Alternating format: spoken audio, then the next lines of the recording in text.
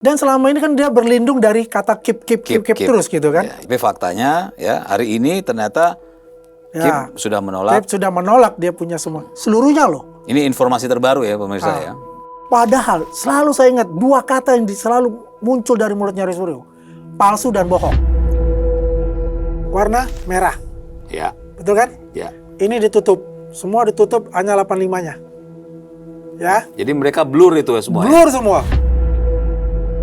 Bulan Agustus. Agustus. 7, Warnanya? 8 Agustus. Warnanya hijau. Oke. Pak Jokowi Warnanya? 5 November. November hijau. Hijau. Oke. Ini Pak Sigit? Hijau. Hijau. Kan begitu, itu simpel aja. Tapi masalah yang utama itu adalah saya dikatakan PKI. Dan yang ketiga ini yang konyol buat saya, bahwa saya tidak pernah sholat Jumat dan nggak tahu kiblatnya di mana.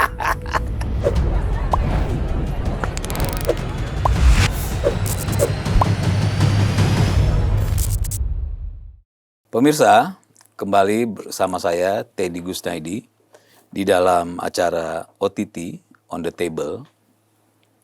Kali ini kami kembali mengundang Abang Andi Azwan ya. Siap Bang Teddy. Beliau adalah Ketua Umum Jokowi Mania.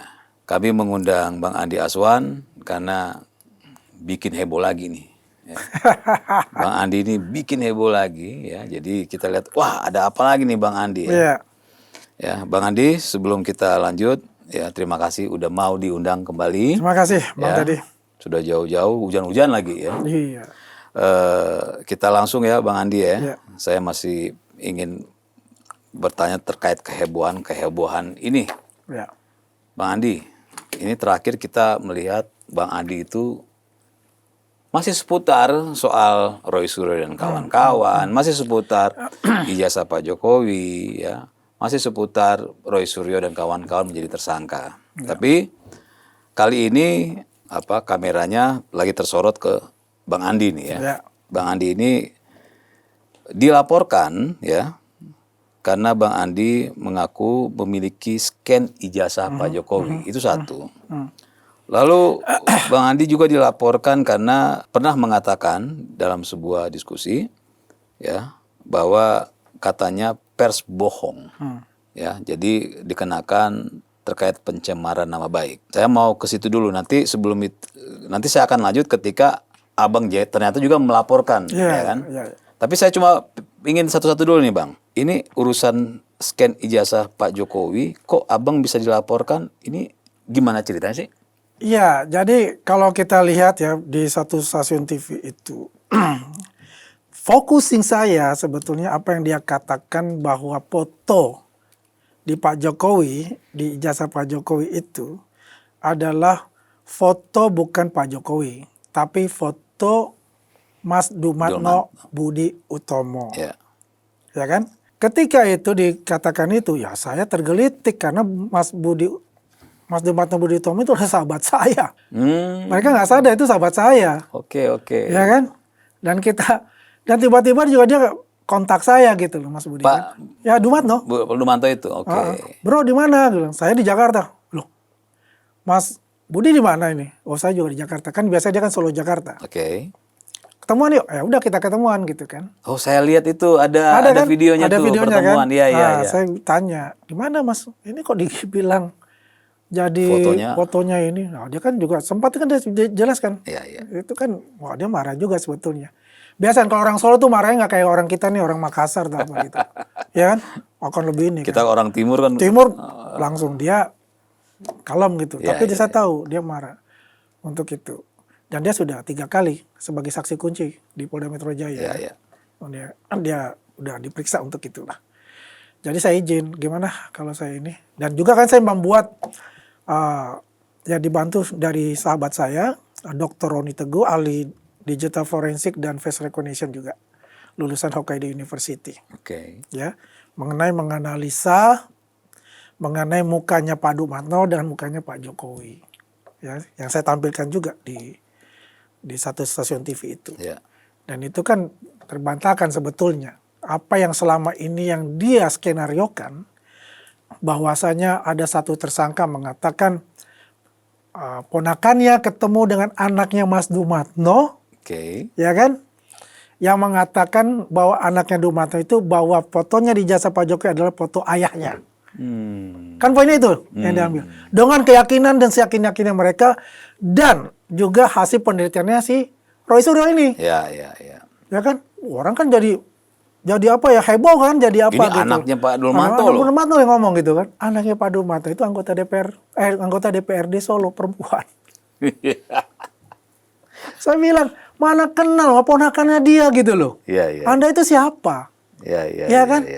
Ketika saya berbicara begitu, dia tanya, mana Dumatno? Loh, memang Dumatno nggak diundang ke sini kok. Iya. Ngapain diundang ke sini? Dan saya juga tidak mau dia akan hadir karena dia saksi kunci. Iya. Gitu loh. Tapi dengan saya bertemu Mas Dumatno yang sudah saya tayangkan itu sebetulnya sudah ada gambaran.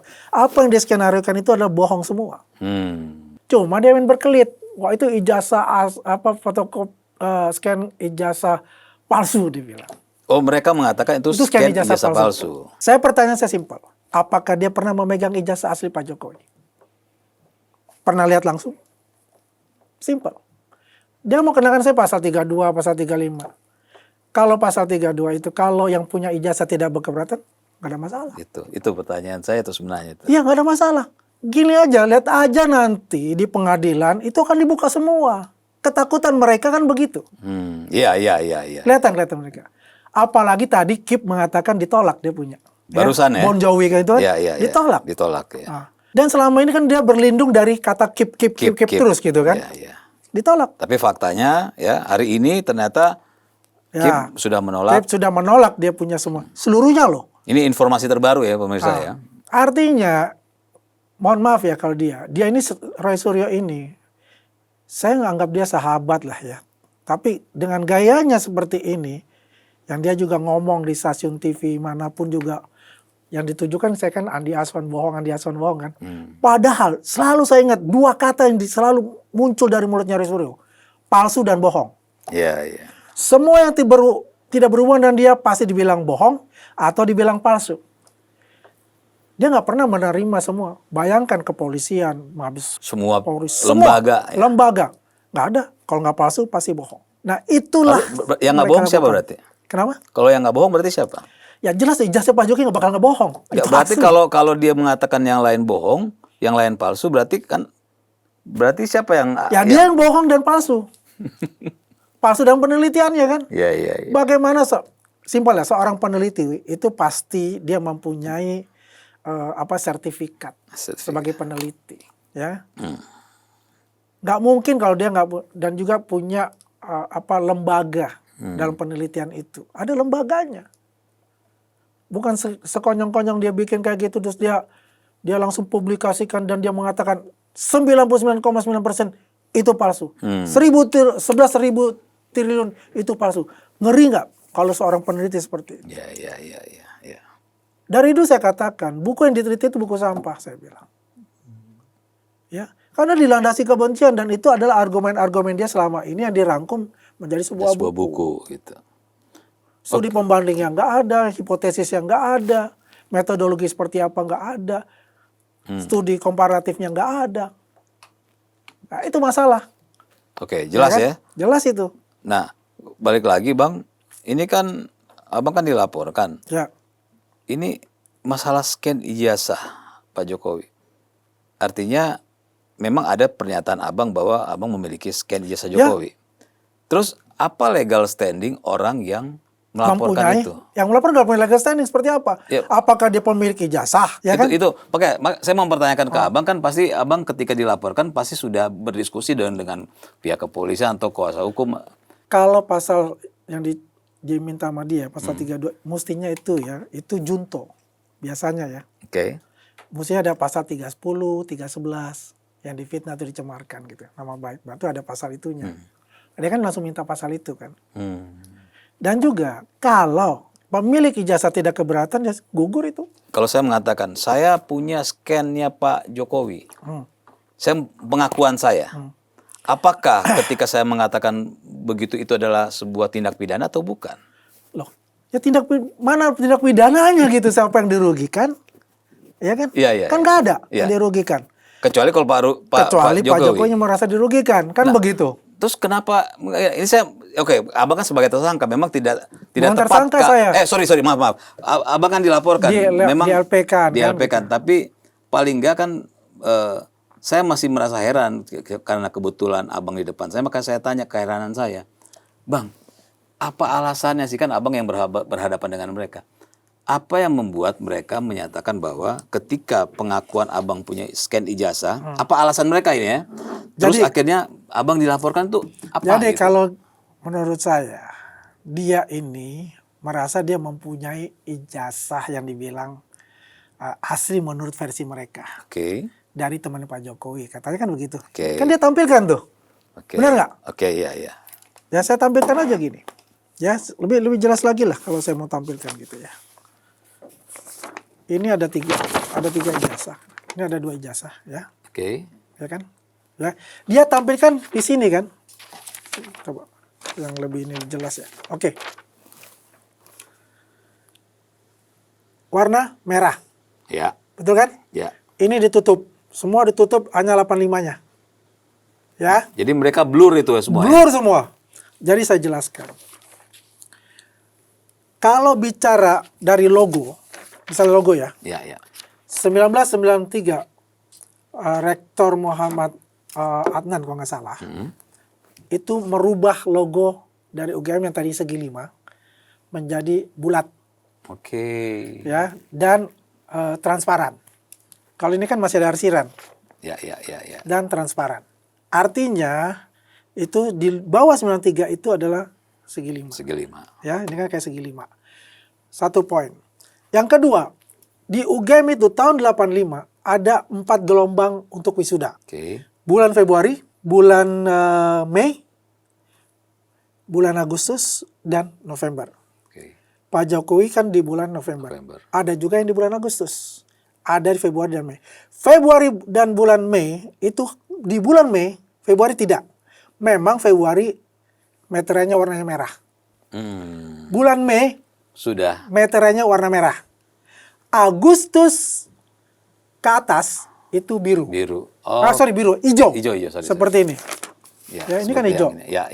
Kan hijau kan? Ya. Nah, ini bulan Agustus nih, coba. Itu orang lain ya itu ya. Temannya Pak Jokowi. Pak Wiryono. Bulan apa?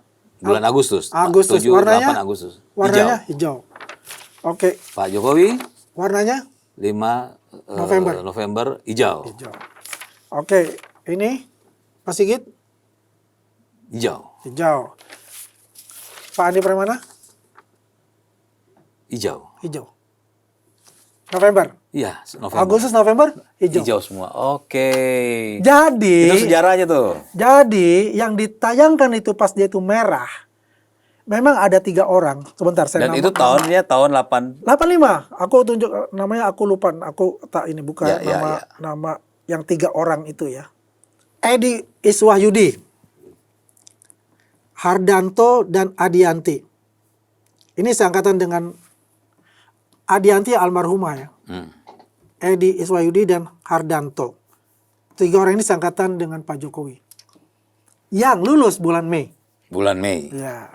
Jadi mereka seangkatan, cuma 3 orang yang lulus, yang lulus meterannya merah. Merah, karena ijazahnya. lulusnya di bulan Mei. Nah, Pak Jokowi dan kawan-kawan yang lain Agustus ke sana sudah hijau.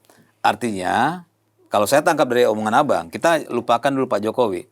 Artinya, teman-teman Pak Jokowi sendiri pun ya hijau. Ada yang hijau, ada yang merah. Merah cuma 3 orang. Ya, artinya yang 3 orang ini berbeda dengan kawan-kawan yang lain gitu kan. Karena ini lebih cepat. Ya, makanya saya bilang, kalaupun Pak Jokowi nggak ada, misalnya kita lupakan dulu Pak Jokowi ya. Bahwa ternyata di angkatan itu pun terjadi perbedaan. Oke. Hanya 3 orang yang tadi Pak Edi Wahyudi, Edi, Hardanto, dan almarhum Ardianti. Jadi mereka 3 ini yang berbeda karena mereka di bulan Mei ya, pemirsa harus tahu ya, di bulan Mei belum masih warnanya masih warna merah. Materainya sudah ada perubahan dan di mana selain dari 3 orang ini di seangkatan Pak Jokowi itu hijau semua. Oke.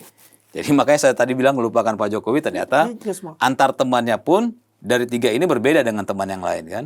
Oke. Kalau ditanya di mana Andi Hasan dapat, saya dapatkan diinformasikan oleh Mas Toha Iskandar, adalah ketua angkatan 80. Jadi di beliau itu ada 15 ijazah dengan 15 teman-temannya beliau yang memang nanti jadi saksi. Oke, nanti di pengadilan tuh jadi saksi. Jadi nanti. saksi. Semuanya hijau. Semuanya hijau ya. Kalau Kalau- hanya Pak Jokowi sendiri yang berbeda, tentu Tentu boleh itu dipertanyakan. iya kan? Ya. Semuanya hijau dan kemudian begini.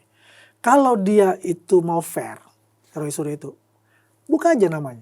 Kenapa harus di-blur gitu? Kenapa harus di-blur? Oh. Jadi waktu ditayang itu di-blur ya? Di-blur. Kalau kita tahu itu begitu, udah kita langsung dia punya editing. Wah, oke. Karena di 80 ke bawah itu, yang saya bilang tadi, mungkin saja itu adalah senior. Betul. 79 kah? 78 kah? Ini jadi tahunnya semua di-blur apa segala macam. Di-blur semua, hanya 85-nya doang, 1985. Oke. Ternyata itu Itu sebenarnya kemarin kita tahu. di bulan Ini buktinya ada. Mei. Oke, Bang, lanjut ya. Ya. Jadi terkait scan ijazah Pak Jokowi ya sudah terjawab, artinya yang melaporkan ini juga tidak Nggak punya punya legal legal standing, Ya. dan Pak Jokowinya sendiri pun tidak ada masalah. ya. Apalagi kalau orang mengaku punya scan ijazah Pak Jokowi, itu bukan pelanggaran hukum kan sebenarnya kan. Nah, kedua, ini Abang dilaporkan pencemaran nama baik, katanya Abang mengatakan pers bohong. Benar nggak Abang bilang pers bohong? Jadi begini, waktu percakapan itu kalau nggak salah 8 Oktober ya, di stasiun Garuda TV. Oke. Nah, di situ ada Roy Suryo, ada si Michael Sinaga pemilik Sentana TV itu.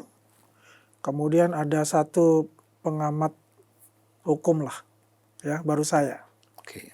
Ya. Dalam perdebatan itu karena dia mengatakan saya juga cacat logika dan sebagainya, dia mendapatkan ijazah dari KPU misalkan yang legalisir, terus dia komplain mengenai tidak dapat dari Solo lah atau apa pada saat itu ya. Sekarang kan mereka udah dapat semua nih, ya kan?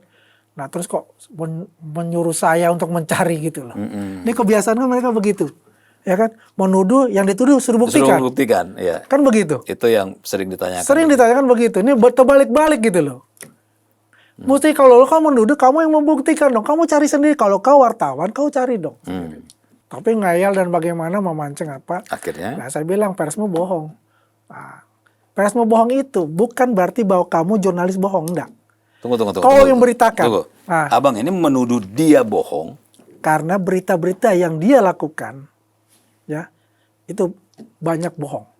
Nah, artinya dia merasa namanya dicemarkan karena disebutkan sebagai Bohong. orang yang berbohong. Ini Ya. dianya atau persnya nih? Coba Beritanya, pemberitaan dia. Kan kalau kita buka buku KBBI, pers itu banyak maknanya, banyak artinya. Bukan ke personal, tapi berita. Oke. Gitu loh. Buktinya, saya tanggal kira 4 November ya, berita bohong dari mereka membuat yang namanya berita fitnah kepada saya. Contohnya, saya terlibat TPPU, tersangka KPK, kasus Immanuel Ebenezer. Viral di mana-mana. Saya juga kaget. Oh, itu mereka beritakan itu? Iya. Oke. Dan siapa yang berbicara? Risman bicara. Ada buktinya. Si Michael Sinaga sama si Janus Sian itu. Yang menyakitkan saya ada lagi. Bahwa saya keturunan PKI. Dan yang ketiga ini yang konyol buat saya. Bahwa saya tidak pernah sholat Jumat dan nggak tahu kiblatnya di mana.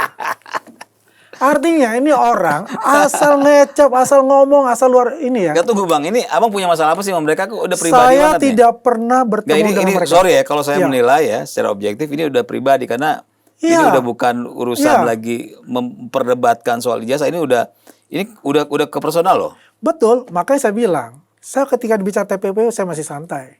Tapi ketika dia bicara PKI, dia bicara tentang, waduh, saya itu cuma sekali bertemu dengan dia di Garuda TV, si Michael ini. Yang namanya Jansen, gak pernah saya ketemu. Gak pernah saya berinteraksi, berterlibat, berpembicaraan dan sebagainya. Kenapa dia membuat hal seperti itu. Dan saya tidak pernah membuat berita seperti itu kepada mereka. Jadi kalau saya lihat kemungkinan apa yang dia lakukan, apa yang dia buat itu kemungkinan dipatahkan oleh kita. Gitu loh. Narasi-narasi dia, narasi kebohongan dia, kita patahkan. Jadi dia membuat ya sesuatu seperti itu. Mungkin dia mau meledek-ledek, tapi saya bilang ini bukan ledek-ledek lagi nih. Ini masalahnya sudah luar biasa ini. Karena ini semuanya, dia kan ya mohon maaf ya, dia punya afiliasi-afiliasi gitu. Langsung keluar semua. Buzzer-buzzernya. maksudnya langsung apa masif gitu? Masif. Oke. Makanya saya membuat klarifikasi. Klarifikasi atas 3 tuduhan itu. Atas tuduhan itu. Tersangka TPPU, abang itu keturunan PKI, sama nggak pernah sholat. sorry. Iya. Sorry. Ya, Abang itu- kalau sholat Jumat tuh di videoin apa? Masih di videoin gitu ya. Mohon maaf ya. Iya. Kalau aku bilang, aku nggak pernah ketemu mereka dan kita berbeda keyakinan pula. Di mana masalahnya? Ya, ini buat saya sih sebetulnya sesuatu yang remeh-temeh tidak bisa Iya, tapi iya, maksudnya- ini masalah viral dan semua jadi dan itu luar biasa. Ada lagi satu. Masuk sampai nama ada media online. Tulisannya tuh Reskrim Polri itu. Oke. Beritanya itu. Apa isinya? Ya beritanya TPPU itu. Oh, soal TPPU itu. Orang kan ngeliat, wah, Reskrim gitu kan. Wah benar kan ditangkap gitu kan. Iya. Kedua, dibikin AI. Andi Hasan sumpah pocong. Dan terkena dengan sumpah pocong yang mengenai itu. Ngeri Pak. Ini udah Serangannya itu udah ngeri. Dia udah personal dan ini. Tapi saya dengan keyakinan saya bilang, kebenaran itu pasti akan ada jalannya. oke. Allah itu pasti akan melindungi orang-orang yang berjuang dalam kebenaran itu. Coba, saya sudah lama nggak ketemu Pak Dumatno, Budiotomo itu. Akhirnya Tiba-tiba dia telepon saya dengan apa?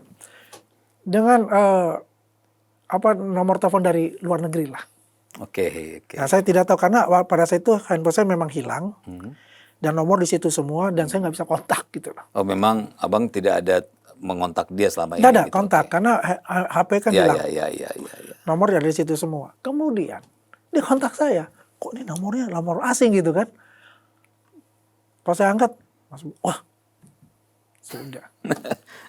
Nggak, Bang, saya balik lagi nih. Masih nih, nanti saya akan bicara tuh soal nggak sholat Jumat. Nah, ya. Berarti sudah sampai sejauh mana laporan dia terkait pencemaran nama baik Jadi pers bohong ini?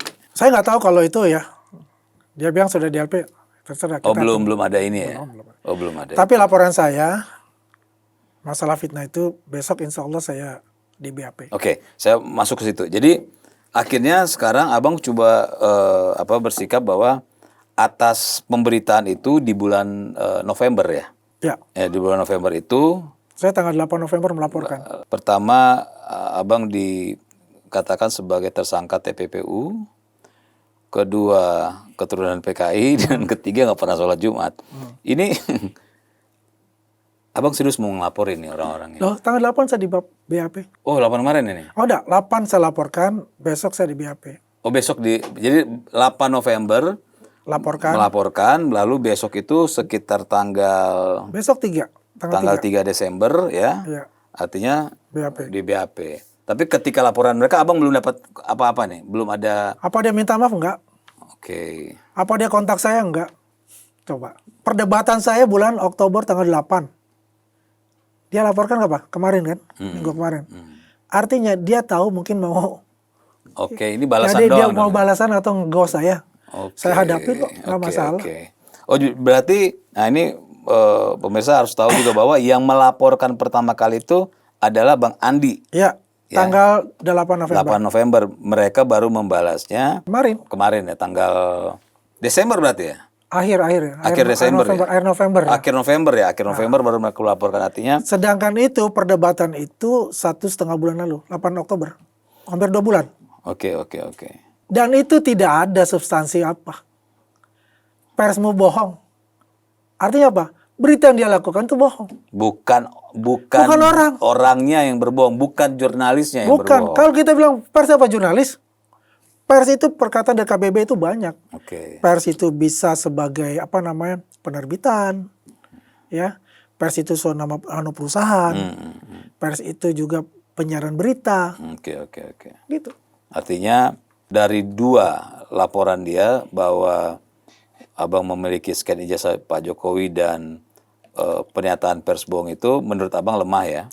Menurut saya lemah. Lemah ya. Lemah. Dan yang sekarang ini saya mau tanyakan adalah ketika abang dikatakan tersangka TPPU, kan abang akhirnya melaporkan mereka, kerugian abang apa sih? Kerugiannya luar biasa. Coba. Artinya semua orang akhirnya memandang ini kan, jadi Ada telepon-telepon kok? banyak. Oh gitu? Banyak kalau telepon-telepon itu. Saya punya tante keluarga saya di Bone ya, di Sulsel itu sampai tidak tidur 3 malam itu. Coba sampai dia nggak tidur untuk itu. Karena ada kaitannya antara Karena masalah TPPU itu. karena dengan si mantan wamen itu ya. Iya. Iya kan? Ya kan ketua umum kita, Ketua Jokowi umum Mani. Joman kan. Iya, kan saya ketemu. Jadi memang Ditarik ke sana. cocokologi. Artinya ada kerugian. Coba abang sampaikan. Saya Ini kerugian ya, pembelajaran ya nama. bagi masyarakat bahwa yang dilakukan oleh Bang Andi ini adalah dia menggunakan hak konstitusionalnya Iya. untuk membela martabat diri dan keluarga. Iya. Apa sih kerugiannya, Bang? Pertama, ya kan nama baik saya Oke. rusak untuk itu. Kedua, keluarga saya itu apalagi yang di kampung ya, itu luar biasa itunya gitu. Tekanan batinnya. Karena tetangga mungkin udah Iyalah, tetangga apa teriak ini. Saya aja tetangga di rumah aja coba nanya kayak gitu. Sangat simpel, menjawabnya sih gampang. Kalau saya mendapat triliunan yang dikatakan itu, mobil saya itu bukan mobil jelek. Dan saya nggak perlu saya cawe-cawe urusan Pak Jokowi. Iya. Betul nggak? Ngapain ya? Ngapain? Iya. Buka borok namanya. Iya. Betul nggak? Iya. Kan begitu, itu simpel aja. Tapi masalah yang utama itu adalah saya dikatakan PKI. Tunggu satu-satu dulu nih. Nah, itu yang bikin Tunggu. buat saya marah itu. Ini artinya sebagai tersangka TPPU ini sudah ada kerugian juga abang di situ. Kerugian ada Jelas. dong. Artinya Jelas, keluarga kerugian dan segala mental, macam ya mental. imaterialnya itu masalahnya. Kita masuk kedua nih, keturunan PKI. Apa kerugiannya? Saya pasti Buat tahu saya. kerugian. Ini nggak perlu ditanyain. Cuma Itu saya kerugian pengen lima material abang lah. sampein gitu. Iya, saya sampaikan. Keluarga kami ini keluarga pejuang. Oke. Saya punya kakek juga dari ibu ya, Sokudeng Mangata, Mayor Sokudeng Mangata. Itu pendiri Angkatan Laut bersama Ali Sadikin. Oh.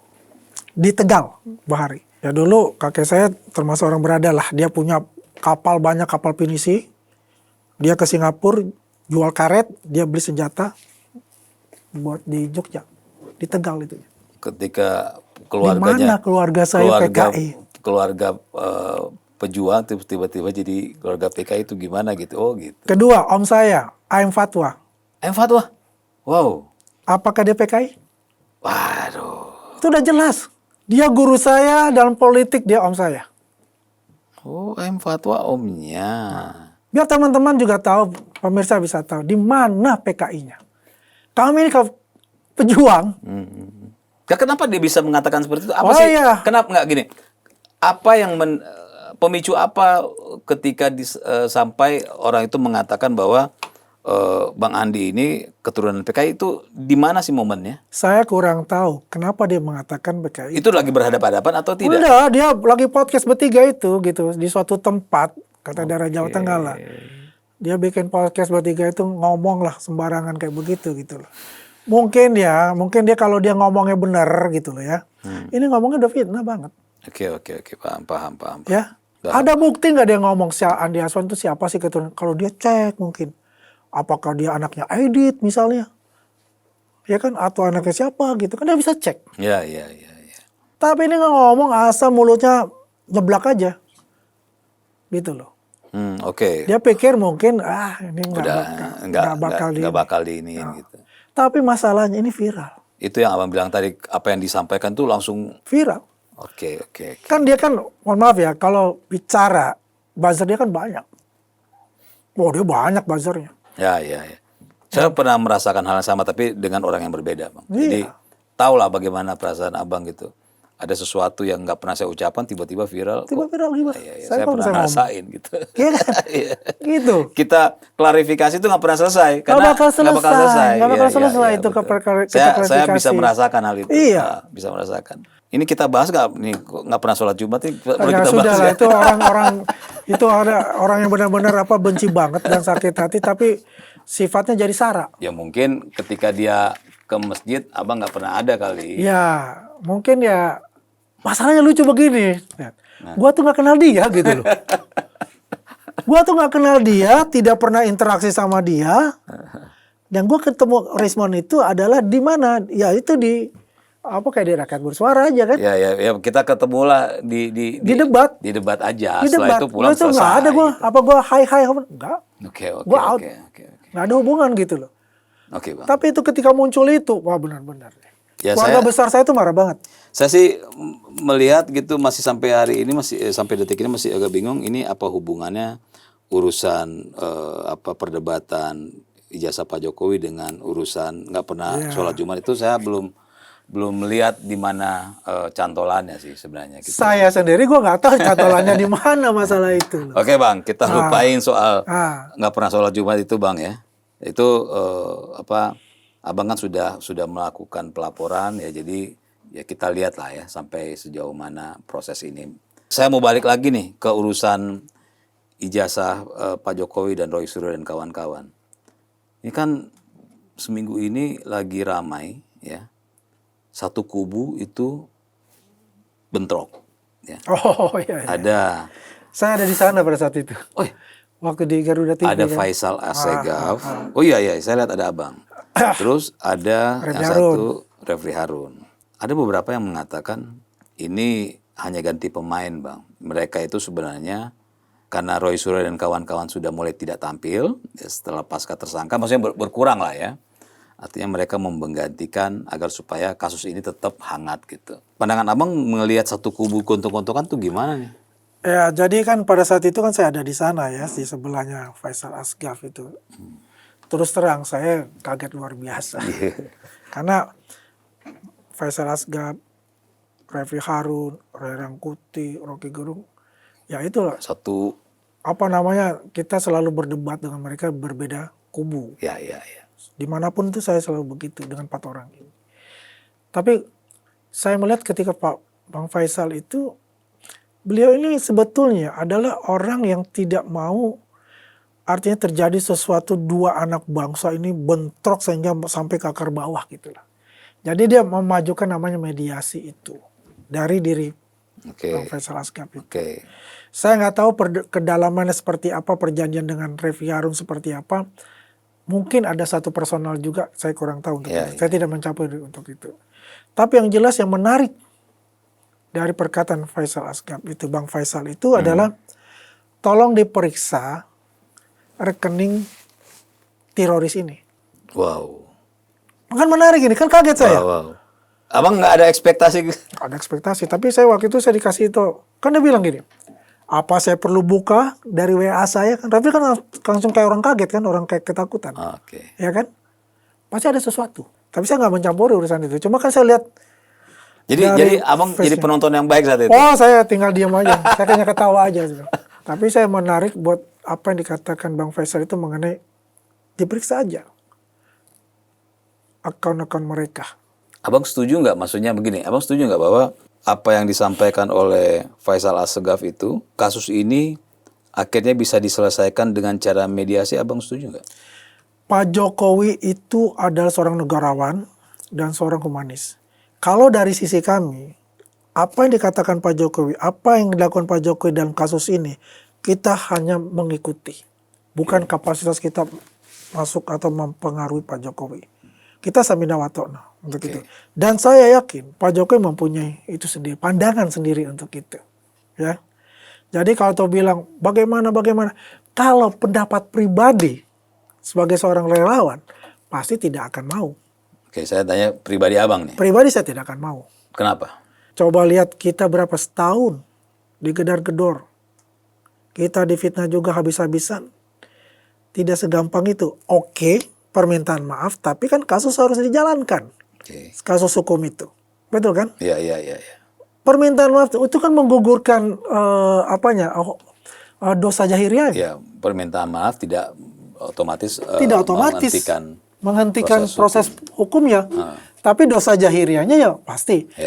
Ya kami sebagai umat manusia juga, hamba Allah itu ya juga kita memaafkan untuk itu. Ya kan, dosa jahiriahnya dipastikan. Tapi proses hukum tetap jalan. Jadi sebenarnya kan ada dua nih, Refli Harun dan kawan-kawan. Refli Harun itu ingin agar supaya proses hukum diteruskan. Sedangkan Pak Faisal Assegaf maunya mediasi dan bisa ada perdamaian. Ya, restoratif justice. Ini kan Bang Andi, saya beberapa bulan lalu ya, itu sudah sempat berstatement bahwa apakah ada kemungkinan keramaian, kehebohan ini memang ditujukan agar supaya kasus ini diselesaikan secara politis. Apakah Abang melihat ada ke situ nggak? Ada arah yang meminta seperti itu gitu. Mungkin ada aktor-aktor yang meminta seperti itu. RJ itu kan. Kan kembali lagi kalau kita bilang, apapun yang dilakukan oleh Pak Jokowi terhadap kasus ini, kita hanya mengikuti. Dan kita menyetujui. Oke. Bang, ini sudah ada lagi suara, seperti suara-suara yang melihat bahwa dulu kan beberapa bulan lalu, Abang waktu kesini kan sempat saya tanya, ini kan banyak sekali yang bilang polisi kok lambat gitu kan. Nah sekarang sudah ada suara-suara, ya mungkin orang-orang yang, ya termasuk saya awam bagaimana urusan di pengadilan ya. Kok lama sampai ke pengadilan tuh kenapa? Ya sekali lagi begini, kita harus menghormati apa yang telah dilakukan oleh Polda Metro Jaya terhadap para penyelidik. Artinya ini atensinya luar biasa. Betul. Masyarakat, dunia internasional ya. Karena ini menyangkut harkat dan martabat dari Presiden ke-7 kita, Pak Jokowi. Ya, yang selama ini luar biasa pekerjaannya, menuntaskan pekerjaannya selama 10 tahun dengan hal-hal yang nyata dalam pembangunan itu. Ya kan? Ini mau di-downgrade oleh sekelompok orang teroris dan kawan-kawannya ini. Maksudnya apa? Pak Jokowi ini adalah sasaran antara. Sasaran utamanya adalah Mas Gibran untuk 2029. Dengan asumsi, ketika ini dipatahkan kaki-kakinya, Mas Gibran akan lumpuh. Atau mereka ingin mengganti Mas Gibran dengan jagoannya. Yang sudah jelas kita paham siapa itu. Ya kan? Jadi, polisi Polda Metro Jaya ini sangat berhati-hati.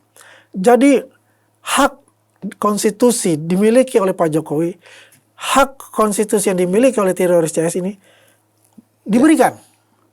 Coba bayangkan, status tersangka tidak ditahan. Nah, itu pertanyaan selanjutnya itu. Apa saya langsung aja saya jawab semua? Jawab semua. Jawab semua. Tidak ditahan itu kan menurut Kombes Budi sebagai humas dari Polda mengatakan bahwasanya ada jaminan, ya kan, saksi yang meringankan terhadap mereka yang belum diperiksa. Kemudian ada saksi ahli yang belum diperiksa dari mereka. Ini baru klaster 2. Dan klaster 1 ini belum diperiksa sama sekali.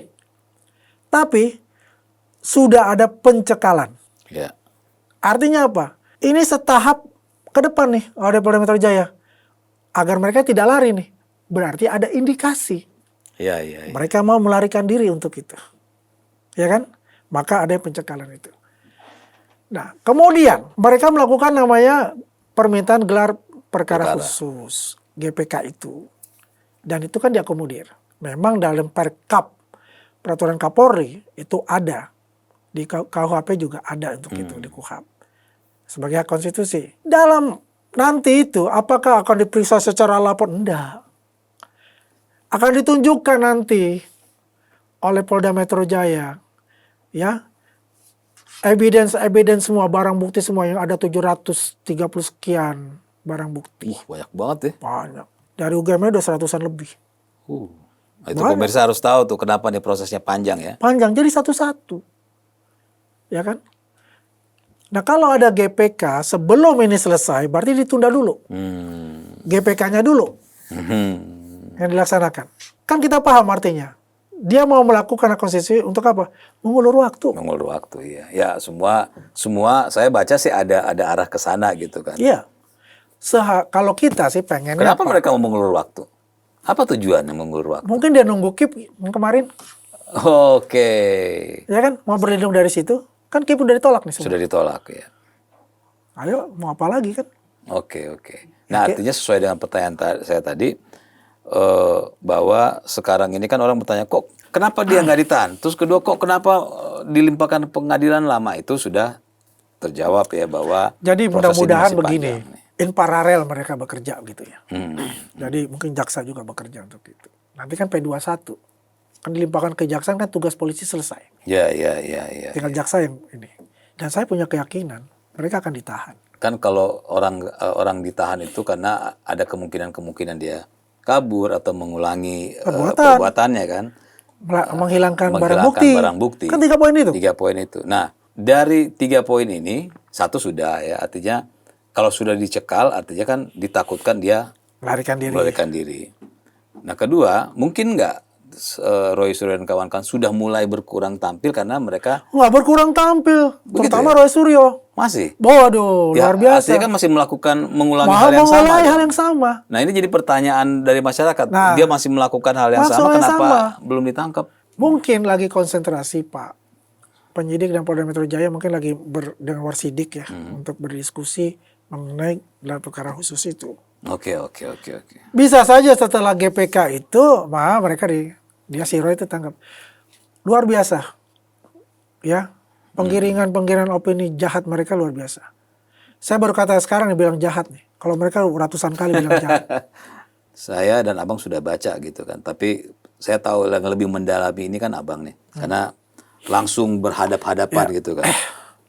Emang ada tujuan politis untuk 2029 nggak? Ada. Saya yakin tuh gitu. Apa keyakinan Abang gitu? Kita coba lihatlah. Pengen gali aja. Ya, saya nggak mau menyentuh sampai itu ada pembuktian yang ya, jelas. betul. Ya. Kita bicara gini aja. Roy Suryo itu mantan Partai Biru Demokrat ya kan. Oke. Pembela dia kan juga dari mantan-mantan kan itu. Dan kita nggak tahu bagaimana itunya. Apalagi Roy Suryo datang memberikan buku ke Pak SBY gitu.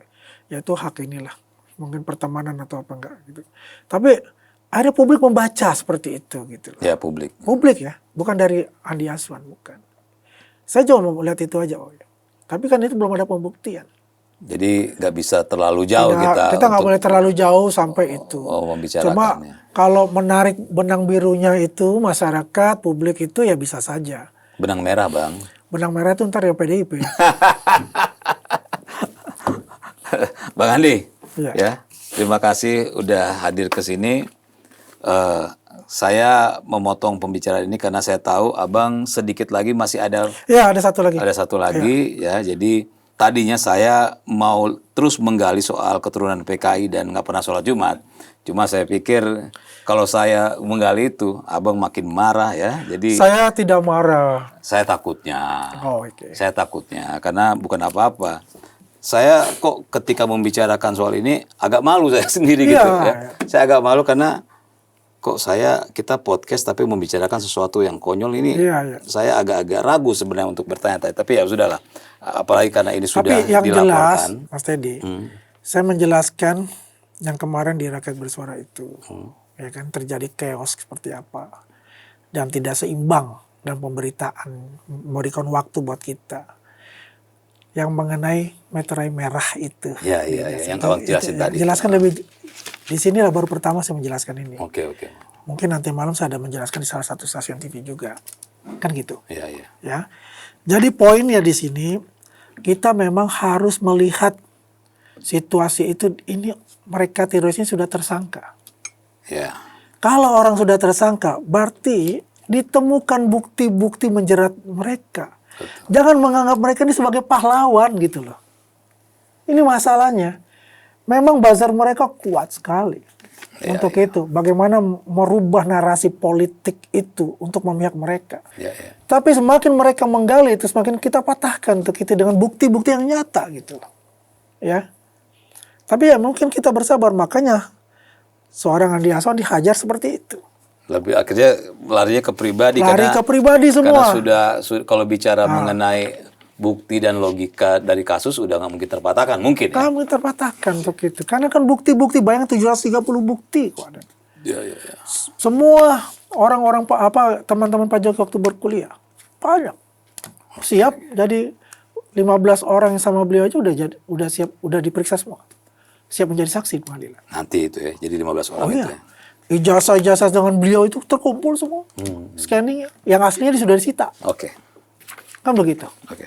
Terima kasih Iya, ya makasih Bang sama. Andi Aswan sudah hadir kembali dan pemirsa ya. Apa yang disampaikan Bang Andi tadi itu banyak hal yang baru dan apalagi Bang Andi mengatakan baru hari ini dikasih tahu juga ke kita. Ya, jadi masyarakat harus tahu bahwa soal ijazah itu Bang Andi sudah menyampaikan ya, nanti kita akan lampirkan buktinya juga di mana di dalam satu Pak Jokowi dan teman-temannya itu ada 3 orang yang materainya itu berbeda dengan kawan-kawan yang lain. Jadi bukan hanya berbeda dengan Pak Jokowi saja, tapi berbeda dengan kawan-kawan yang lain. Dan saya tangkap dari Bang Andi Aswan tadi bahwa ke depan ya perdebatan politik sekeras apapun ya kita tetap harus fokus pada substansinya. Ya, di mana kita akui saja kalau memang substansi lawan bicara kita atau pandangan lawan kita memang benar ya kita harus katakan benar, kalau salah ya kita koreksi. Jangan kita mengambil langkah yang keliru dengan menghantam pribadi dari lawan bicara kita, itu sudah di luar. Dan saya jujur Bang Andi, saya agak malu ketika mau membicarakan soal Bang Andi nggak pernah sholat Jumat dan keturunan PK, itu benar-benar malu. Saya OTT itu kayaknya jadi sesuatu yang receh, tapi ya memang faktanya begitu gitu Faktanya kan. begitu. Dan saya tangkap hal yang baik dari Bang Andi yang perlu diketahui oleh banyak orang, dan ini penting. Kenapa OTT ini lahir Bang Andi? Ya, seperti yang Bang Andi rasakan bahwa sudah terjadi di media-media kita, media mainstream ya, lawan bicara itu akhirnya dibatasi berbicara, ya dipotong, bahkan hostnya itu jadi lawan dari si narasumber yang dimana hostnya itu harus berimbang, malah akhirnya menjadi lawan dari si narasumber. Dan itu saya pun merasakan berkali-kali. Ya. Tapi saya mau protes juga sebegini. Yang kemarin itu, saya sebagai warga Sulawesi Selatan dilecehkan. Nah, kenapa itu? Pemberian gelar kepada Roy Suryo sebagai tersangka ini adat dari Bugis Makassar. Memberikan yang mulia sebagai raja. Itu yang memberikan itu bukan siapa-siapa. Siapa yang memberi? Namanya Jamaluddin Bete. Sekarang dicari-cari di Makassar, dia nggak bakal bisa pulang. Karena semua keturunan raja itu dari Raja Talogoa itu mencari dia. Itu loh, main-main urusan begitu ngapain gitu. Ya, jadi pertanyaan saya, mau memalukan saya sebagai seorang putra Sulawesi Selatan yang dia paham tahu, maka dia buatkan skenario seperti itu, yang bekerja sama dengan stasiun TV itu. Kan begitu? Iya. Waduh. Ramai di sana. Ini lagi ramai ya? Ramai di Makassar. Dicari itu. Ya mungkin ini Dewan Pers juga mulai melihat lah ya. Jadi sudah mulai banyak yang tidak sehat. Sudah mulai banyak drama-drama yang konyol yang akhirnya bisa menyinggung urusan SARA nanti ya Bang ya. Ya. Jadi penting lah. Makanya OTT ini lahir. Kita ingin memberikan seluas-luasnya agar supaya narasumber kita bisa membicarakan atau menjelaskan sesuatu sesuai ya dari A sampai Z, agar supaya masyarakat mendapatkan informasi yang utuh gitu. Dan kami juga tetap mau mengundang pihak-pihak yang pro terhadap Roy Suryo dan kawan-kawan agar supaya lebih berimbang lah ya. Tapi sampai detik ini nggak ada yang mau datang Bang. Nggak ada yang mau datang, udah dianggap termul masalahnya. Tuh, Abang terima kasih Bang ya. Makasih. Saya pikir cukup dan terima kasih.